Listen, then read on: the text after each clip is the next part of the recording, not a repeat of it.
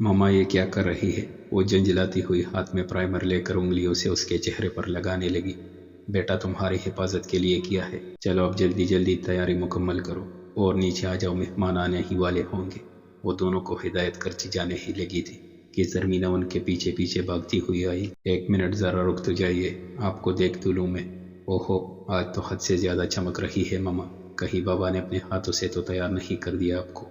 वो पिस्ता green colour के हल्के गोल्डन दागों वाले शलवार कमीज में नफासत से किए गए मेकअप में वाकई दमक रही थी। ज़रमीना उनका अच्छे से जायज़ा लेकर शरारती अंदाज में उनको छेड़ने लगी। ज़ोहरा ने उसके कंधे पर हल्का सा चपत लगाया, जिस पर वो हंसने लगी थी। फालतू बातें कम कीजिए और जाकर अच्छे बच्चों की तरह तैयार हो, जैसे पलवशा हो रही है। उन्होंने मोहब्बत से आईने के सामने पीच कलर के लिबास में खड़ी पलवशा को देखा, जो उनकी बात सुनकर मुड़ी मुस्कुरा कर उन्हीं को देख रही थी। अब भी उनके दिल में एक अफसोस सा था। पलवशा को अपनी बहू न बनाने पर वो हमेशा से उसको अपनी बहू के रूप में देखती आई थी, लेकिन अब बेटे ने जिसको पसंद किया है, यकीनन वो भी बेमिसाल ही होगी। ये चुड़ैल आपकी नज़र में अच्छी बच्ची है, कुछ खुदा का खौफ करे मम्मा। उसकी ज़ुबान तेज़ी से चल रही थी कि बाहर से मेन गेट खुलकर गाड़ी अंदर आने की आवाज़ आई। देखा, तुम्हारी बातों में हो गई न देर, आ गए मेहमान, बस लड़कियों अब जल्दी जल्दी हाथ चलाओ, शाबाश, हरी अब। वो इन दोनों को बोलती कमरे से बाहर निकल गई। उनके रूम से निकलते ही और लान में आती गाड़ियों के रुकते टायरों की आवाज़ें सुनकर ज़रमीना का दिल ज़ोर शोर से धड़का। वो फौरन डिस्पेंसर में से पानी का एक ठंडा गिलास भरती लबों से लगा गई। ड्रेसिंग टेबल के सामने खड़ी पलवशा की हालत भी ज़रमीना से कुछ कम नहीं थी, लेकिन वो खुद पर काबू किए खड़ी थी। वो नहीं चाहती थी ज़रमीना पर यह राज खुले। पलवशा, तुम तो नीचे जाओ, मेहमानों का इस्तकबाल करो यार, मैं तो मम्मा के बोलने पर ही जाऊंगी। जब तक मैं कमरे का खुलिया दुरुस्त कर लेती हूँ, वो उसको कहती बेड की चादर ठीक करने लगी। पलवशा ने उसकी बात सुनकर इस बात में सर हिला दिया और पैरों में खूबसूरत गोल्डन रंग के हील्स पहनकर कंधों पर दुपट्टा सेट करती वो रूम से बाहर निकली।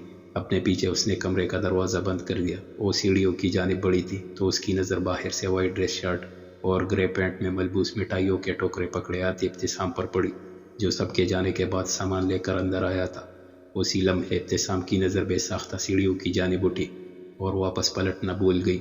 वो पीच कलर की घुटनों से ज़रा नीचे आती स्ट्रेट शर्ट और स्ट्रेट पैंट्स में मलबूस नेट का पीच ही रंग का दुपट्टा पहनी हुई थी। कानों में बड़े बड़े सिल्वर कलर के खूबसूरत झुमके पहने गए थे, जो उसके नीचे उतरने पर हल्के माहौल में दिल पर एक पशु पैदा कर रहे थे। पलवशा इब्तिसाम को यूं बुत बने देखकर सही लफ्ज़ों में घबरा गई। वो नीचे देखती कदम बढ़ा रही थी कि आखिरी सीढ़ी पर उसका पैर हल्का डगमगाया। इब्तिसाम लम्हों में मिठाई का टोकरा ज़मीन पर रखकर उस तक पहुंचा था और उसको कमर से ताम कर सहारा दिया। पलवशा भी गिरने से बचने के लिए उसकी वाइट शर्ट सामने से मुट्ठी में बेंच गई। ऊंची हील्स की वजह से वो उसको कंधे तक पहुंच गई थी, वरना उसका कद इब्तिसाम से काफ़ी छोटा था। उस लम्हे वो दोनों एक दूसरे के करीब तर खड़े थे। पलवशा का माथा इब्तिसाम के चौड़े शानों से टका हुआ था, जबकि इब्तिसाम की उंगलियों का गर्म लम्स वो अपनी कमर पर बासानी महसूस कर सकती थी। आराम से वो करीब से उसके चेहरे को तकता बोला। पलवशा को उसकी भारी आवाज़ और सांसें अपना चेहरा जलसाती मालूम हुई। उसको अपना दम घुटता महसूस हुआ। पलवशा को इब्तिसाम का इस तरह से उसके करीब आने पर खौफ आया कि अगर कोई उनको इस तरह देख लेता तो क्या सोचता। ऊपर से एक नामहरम को उसको यूं छूना, वो खुद ही में सिमट कर रह गई। उसने पीछे होना चाहा, पर कमर पर मौजूद इब्तिसाम के हाथ ने उसकी कोशिश नाकाम बना दी थी। वो उसके बाजू में किसमिस आई। उसके यूं करने पर इब्तिसाम को भी मौके की नज़ाकत का एहसास हुआ। I am sorry.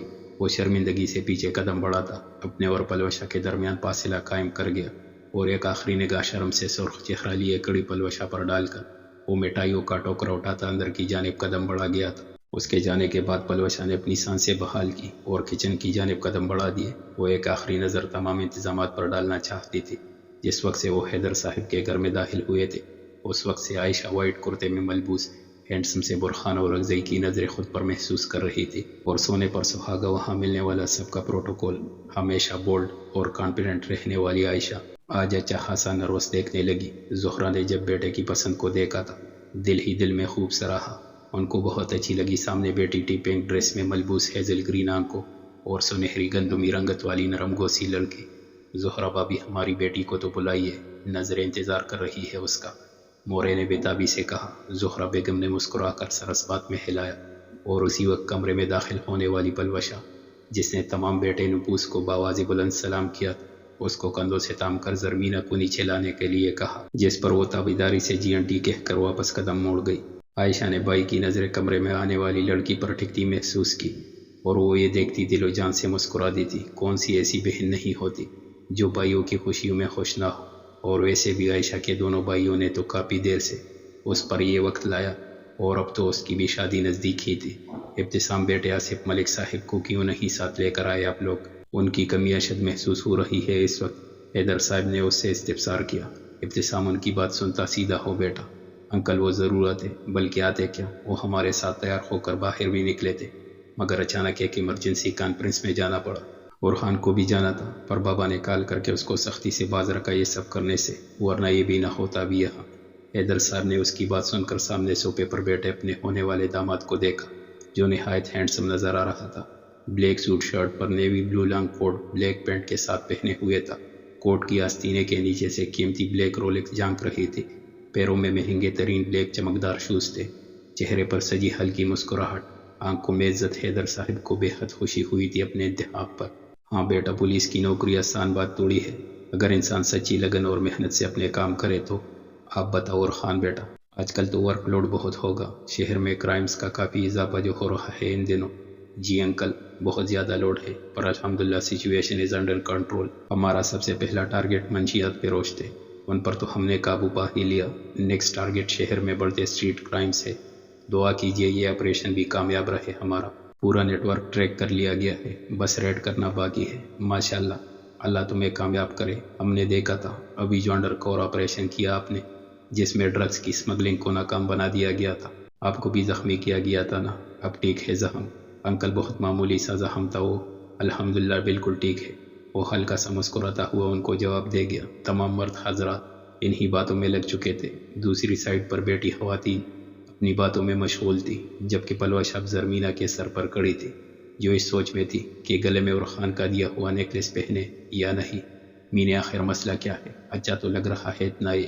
پلوش اورحان کا دیا ہوا نیکلس ہاتھ میں لے کر بولی۔ زرمینہ نے اس کی بات سن کر منہ بنایا۔ زرمینہ، یہ تو ریئل ڈائمنڈز لگ رہے ہیں، کتنا خوبصورت ہے۔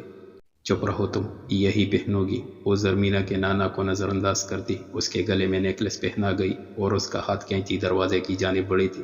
منحوس انسان صبر کر لو، سینڈل تو پہننے دو۔ زرمینہ نے مڑ کر اپنی خوبصورت سلور رنگوں والی سینڈلز کی طرف اشارہ کیا۔ پلوشا اس کا ہاتھ چھوڑ کر ہنس پڑی۔ زرمینہ آگے بڑھ کر پیروں میں جھک کر سینڈل پہننے لگی، اس کے بعد وہ سیدھی کھڑی ہوئی۔ پلوشا اس کا بازو تھام کر آگے بڑھی۔ سیڑھیوں پر قدم رکھتے ہی زرمینہ نے پلوشا کے کان کی طرف منہ کیا۔ سنو، اندر ڈرائنگ روم میں کون سے صوفے پر جگہ خالی ہے جہاں میں جا کر بیٹھ جاؤں؟ پلوشا نے اس کی بات سن کر مسکراہٹ ضبط کی تھی اور سنجیدگی اختیار کر کے بولی، اورحان بھائی کے برابر میں۔ اس کی بات سن کر زرمینہ نے دانت پیستے ہوئے اس کو بازو پر چٹکی کاٹی۔ آہ ظالم عورت، تجھے کوئی شرم نہیں آتی؟ اتنی زور سے نوچتی ہو؟ اوف! وہ اپنا بازو سے ہلانے لگی۔ اپنی بکواس بند رکھو اور مجھے دیکھ کر بتاؤ صحیح لگ رہی ہوں نا؟ زرمینہ نے اپنا دوپٹہ ٹھیک کرتے تنقیدی نظروں سے اپنے سراپے کو دیکھا تھا۔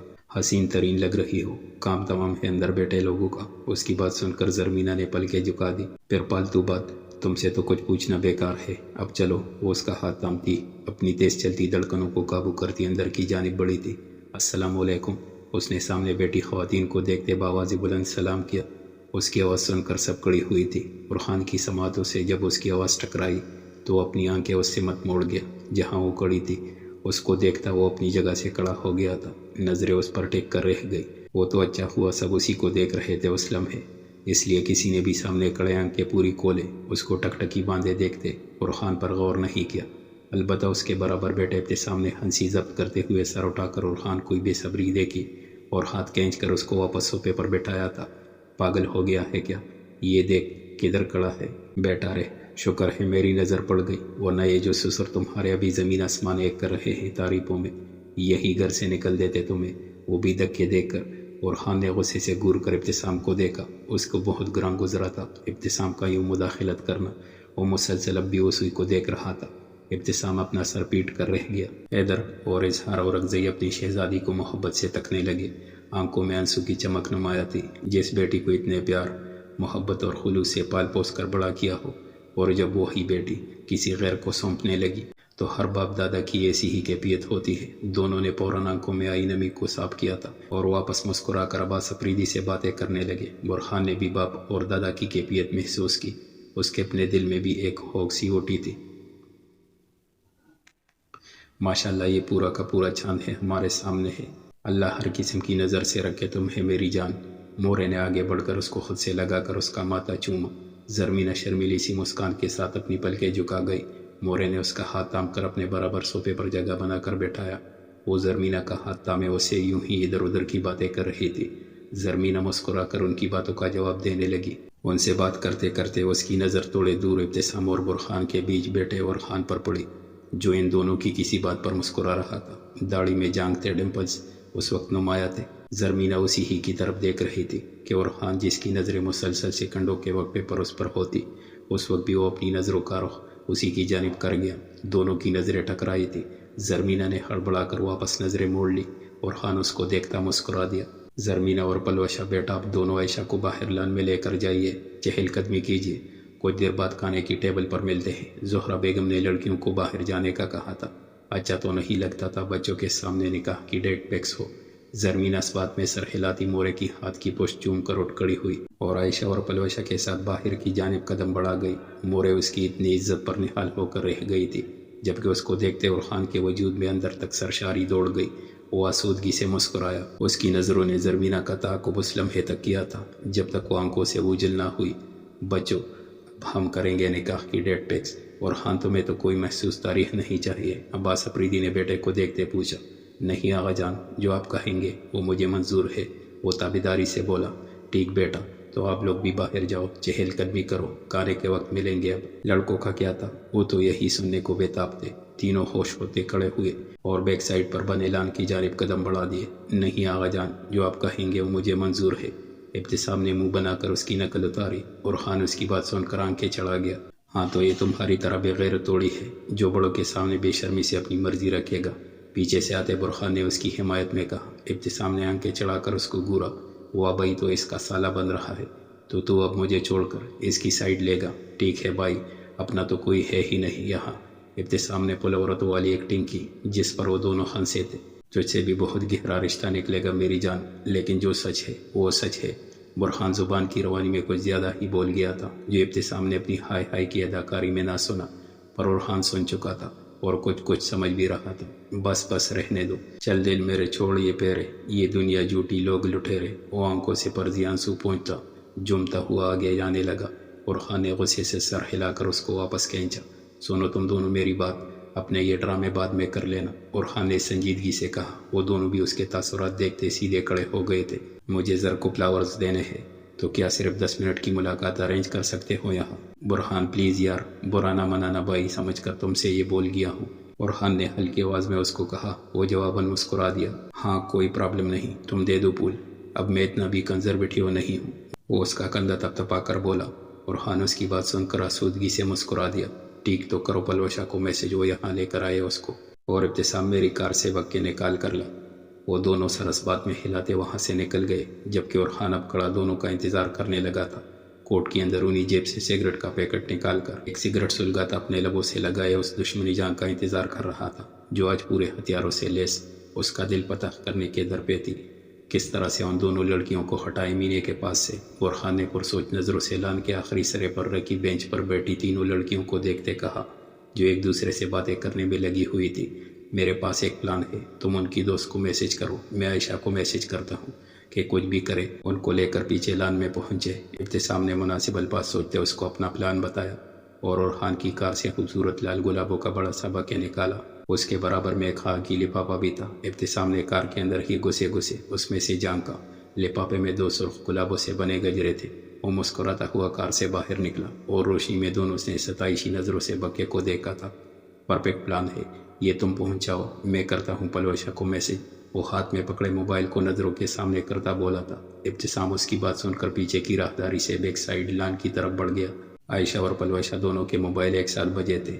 میسج کھول کر پڑھنے پر دونوں نے ایک دوسرے سے مسکراتی نظروں کا تبادلہ کیا، اور پھر عائشہ نے اس کو خاموش رہنے کا اشارہ کیا۔ زرمینہ تمہارے گھر میں بیک سائڈ پر بھی لان بنا ہے نا؟ زرمینہ نے اس کی بات سن کر اپنے پیروں پر سے نظریں ہٹا کر اس کو دیکھا۔ جی، اور پیچھے کا لان زیادہ خوبصورت ہے، آئیے میں آپ کو دکھاتی ہوں۔ زرمینہ کڑی ہوتی اس کی طرف ہاتھ بڑھا گئی جو عائشہ تھام کر کڑی ہو گئی تھی۔ ہاں ضرور چلو، لیکن مجھے واش روم جانا ہے فریش ہونے۔ پلوشہ تم مجھے واش روم کا راستہ بتا سکتی ہو جب تک زرمینہ تم لان میں جاؤ؟ ہم آتے ہیں، عائشہ نے اس سے کہا۔ وہ مسکراتی سرس بات میں ہلا کر پیچھے کی راہداری کی جانب قدم بڑھا گئی۔ واہ عائشہ، آپ کا تو دماغ بہت تیز چلتا ہے، پلوشہ نے اس کو سراہا، جس پر عائشہ مسکراتی ہوئی آنکھ مار گئی تھی۔ پیچھے سے برہان اور ابتسام بھی آ گئے۔ دونوں لڑکیاں ان کو دیکھتی اپنی اپنی جگہ پر کچھ کنفیوز ہوئی تھی۔ ہیلو گرلز، ابتسام نے دونوں کو کہا، پر نظریں اس کی پلوشہ پر ٹکی تھی، جبکہ عائشہ برہان کو خود پر مرکوز نظروں سے مسلسل پریشان ہو رہی تھی۔ اوپر سے سامنے بھائی بھی کھڑا تھا۔ آئیے ہم سب پول سائڈ پر چلتے ہیں، یہاں تو کافی دیر سے بیٹھے ہیں آپ لوگ۔ برہان مسکراتا ہوا آگے بڑھا۔ عائشہ بھی اس کے پیچھے پیچھے قدم بڑھا گئی، جبکہ ابتسام نے اپنے کمر کے پیچھے ہوا ہاتھ آگے کیا تھا اور جلدی سے آگے جاتی پلوشہ کو روکا۔ یہ لو تمہارے حسن کے نام۔ وہ لال گلاب مسکراتا ہوا اس کی طرف بڑھا گیا۔ پلوشہ نے حیرت سے اس کو پھر اس کے ہاتھ میں پکڑے گلاب کو دیکھا تھا۔ ہوش میں ہو، کہاں رکھوں گی میں اس کو؟ کسی نے دیکھ لیا تو؟ برہان بھائی بھی یہاں ہی ہے، ہٹو میرے سامنے سے، پلوشہ بدلے حاضی سے کہتی اس کے برابر سے نکلنا چاہا تھا، پر ابتسام اس کی راہ میں بھی حائل ہوا تھا۔ روم میں رکھ کر آؤ، قبول تو کر لو، پہلی دفعہ کچھ دے رہا ہوں میں تمہیں، وہ اس کو دیکھتا بولا۔ تو ابتسام ملک صاحب، موقع محل دیکھ کر دینا تھا نا، ابھی کہاں رکھتی پھروں میں اس کو؟ وہ غصے سے اس کو گورنے لگی۔ ابتسام پرشوق نظروں سے اس کو تکتا مسکرایا۔ کوئی بیگ تو لائی ہوگی نا، اس میں ڈال لینا، لو پکڑو اور جاؤ، ورنہ تمہارا برہان بھائی آ جائے گا۔ پلوشہ منہ بسور کر گلاب کا پھول تامتی اندر کی جانب بھاگی، جبکہ ابتسام مسکراتا ہوا برہان اور عائشہ کی طرف قدم بڑھا گیا، جو خاموشی سے کڑے پھول میں ایک دوسرے کا عکس دیکھ رہے تھے۔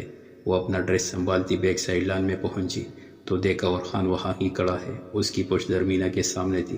زرمینہ اس کو دیکھتی قدم پیچھے کی جانب بڑھانے لگی، پر شاید وہ قدموں کی چاپ سن چکا تھا اور اس کی سمت مڑا۔ زرمینہ اس کو خود کو تکتا دیکھ کر زور و شور سے دھڑکتے دل کے ساتھ واپس مڑی اور تیز قدم بڑھاتی وہاں سے نکلنا چاہتی تھی، پر برہان اس سے زیادہ تیزی سے لمبے ڈگ بھرتا اس تک پہنچا اور اس کا راستہ روک لیا۔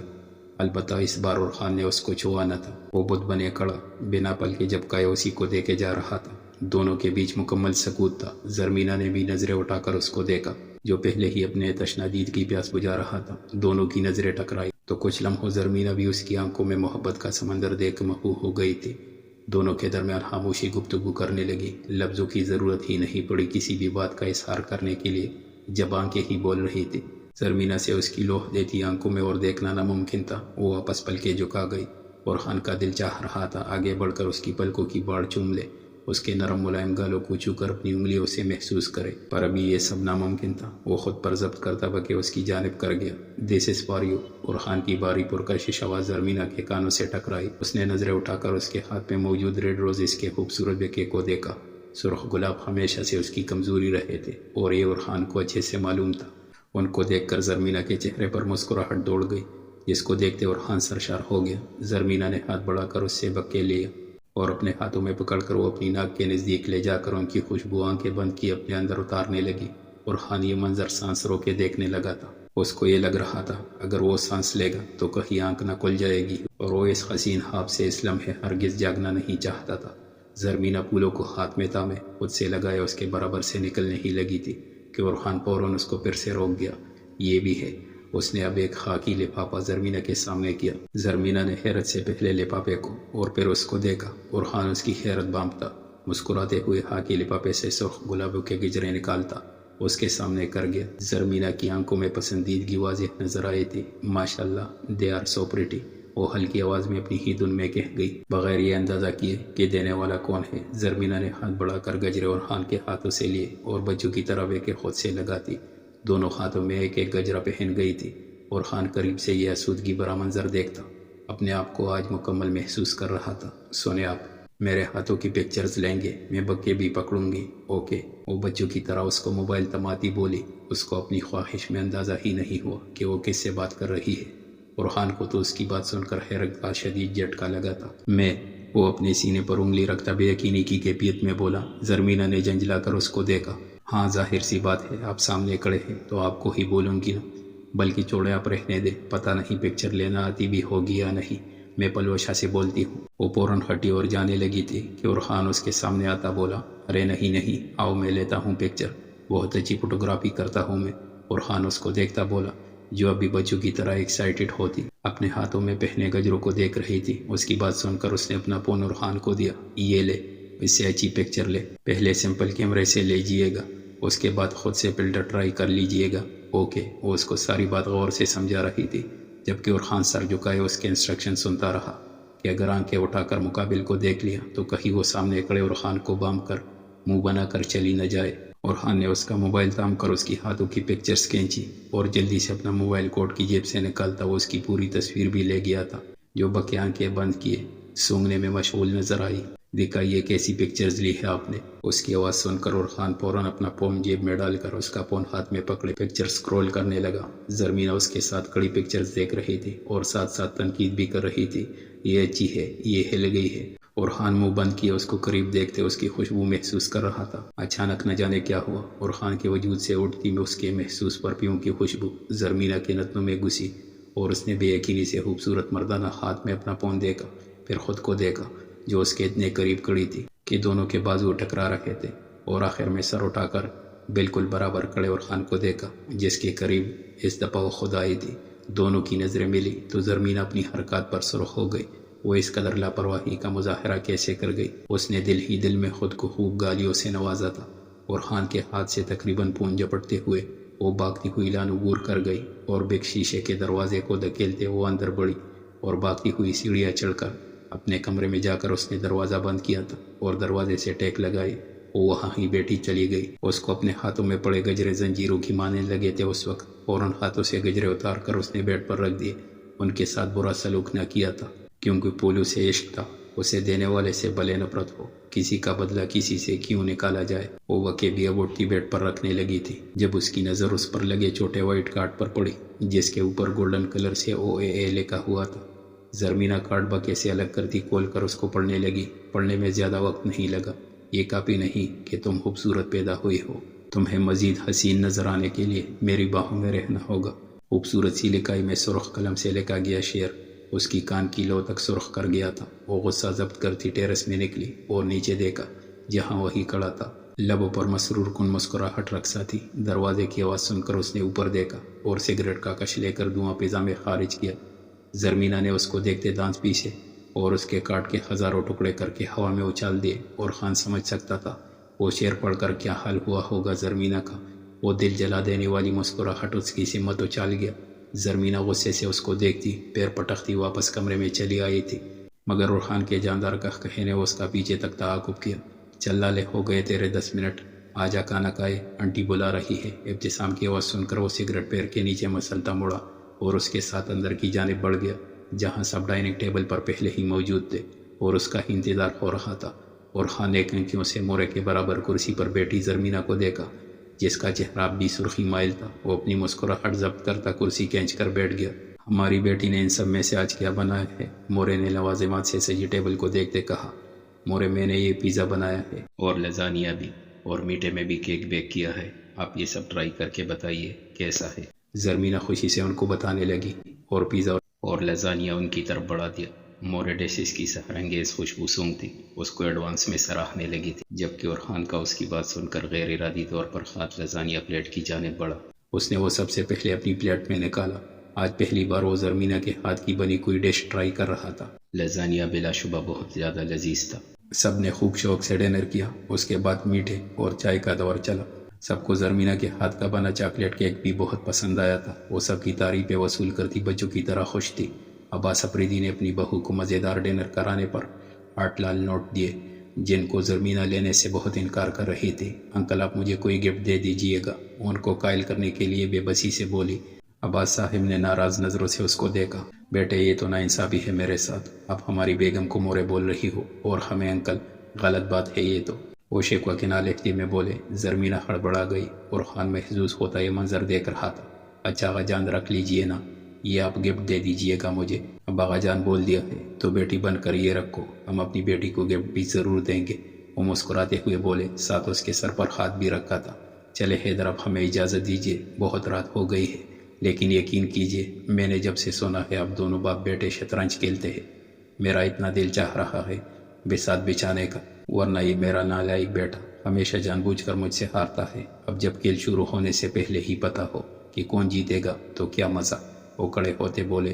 حیدر صاحب ان کی بات سن کر کہا لگا گئے، یہ جو ہماری بیٹی صاحبہ ہے نا، یہ ہمیں چیس کھیلنے ہی نہیں دیتی۔ جب بھی بساط بچھاؤ ٹینس ریکٹ لے کر آ جاتی ہے کہ چلے فزیکل گیم کھیلے۔ ہمیں ان سے چھپ کر کھیلنا پڑتا ہے۔ وہ اپنے بابا کی باتیں سن کر اسحار صاحب سے لگی، اپنے بابا کو شکایتی نظروں سے دیکھنے لگی۔ ہاں ہاں ہاں، لیکن بات ہماری بیٹی کی بھی ٹھیک ہے، فزیکل ایکٹیویٹیز آر مسٹ۔ وہ لوگ اب کار پورچ میں آ گئے تھے، اب سب ایک دوسرے کو الوداع کہنے لگے اور خان گرم جوشی سے حیدر صاحب اور اسحار صاحب کے گلے لگا، خالدہ بیگم سے ماتھے پر پیار لیا اور زہرہ حیدر سے سر پر ہاتھ پھروا کر وہ زرمینہ پر ایک آخری بھرپور نظر ڈال کر اپنی گاڑی میں بیٹھ گیا تھا۔ تھوڑی دیر میں عباس صاحب اور مور اپنی گاڑی میں بیٹھے اور پھر آخر میں عائشہ اور ابتسام اپنی کار میں بیٹھے تھے۔ پورچ کا دروازہ کھلا اور تینوں گاڑیاں آگے پیچھے سڑک پر چل پڑی تھی۔ پلوشہ تم گھر نہ جاؤ، آج یہاں ہی رک جاؤ، صبح چلی جانا، زرمینہ نے پلوشہ کو دیکھتے کہا۔ ہاں ٹھیک ہے، میں بھی تک گئی ہوں، چل کر سوتے ہیں، صبح ڈرائیور کو بلا لوں گی۔ وہ دونوں سب کو اللہ حافظ کہتی اوپر اپنے کمرے میں آ گئی۔ تکن اتنی زیادہ تھی کہ دونوں کپڑے چینج کرتی بیڈ پر لیٹی اور فوراً ہی سو گئی۔ اگلے روز صبح کا ناشتہ کر کے پلوشہ اپنے گھر کو چلی گئی تھی، جبکہ وہ سب ڈرائنگ روم میں بیٹھے تھے۔ آج شام میں جانا ہے نا عباس صاحب کے گھر عائشہ کا رشتہ لینے؟ حیدر نے بیوی سے پوچھا، جس کے جواب میں وہ اس بات میں سر ہلا گئی۔ کیا واقعی؟ میں بھی چلوں گی، زرمینہ خوشی سے بولی تھی۔ برہان نے محبت سے اپنی بہن کو دیکھا۔ نہیں بیٹا، ابھی صرف رشتہ لے کر جا رہے ہیں، یوں اس طرح سب کا چلے جانا معیوب سمجھا جاتا ہے، اچھی بات نہیں۔ اب برہان اور دادی کے ساتھ گھر پر رکنا، زہرہ نے بیٹی کو سمجھایا، جو ان کی بات سن کر سرس بات میں ہلا گئی۔ ویسے آصف بیٹے کو تو پتہ چل گیا ہوگا، ہم نے کل ہی بات جو کر لی تھی اس بابت، اسحار اور اکزئی نے کہا۔ جی بابا جان، عباس بھائی نے بولا تھا کہ میں رات ہی بات کر لوں گا آصف بھائی سے، حیدر اور اکزئی نے جواب دیا۔ چلو اچھا ہے نا، ہم اپنے دونوں بچوں کے فرض سے سبق دوش ہو جائیں گے۔ اللہ میرے پوتا پوتی کو ہمیشہ خوش و خرم رکھے، آمین۔